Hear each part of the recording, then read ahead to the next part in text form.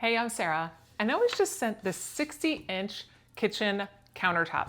Now this would be great for a little island to sit at because it does have a little indented area here that you can put a couple bar stools and be able to sit here and even just use it as like a little dining table or a little snack area.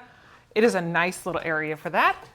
And you have these nice rounded edges that have these fluted area all the way around here. That's just a really nice decorative piece all the way on both sides. And then you lead back here, which is kind of the business section of it all. You've got two beautiful drawers that glide really nice with little gold handles on them. And you have four giant shelves down here that you can put dishes or food or whatever you're wanting to have down here. They hold about 30 pounds each.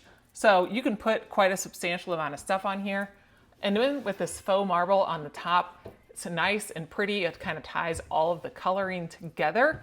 So this would be great in your kitchen, just be able to gather around, use it as a little buffet table, or put a little island.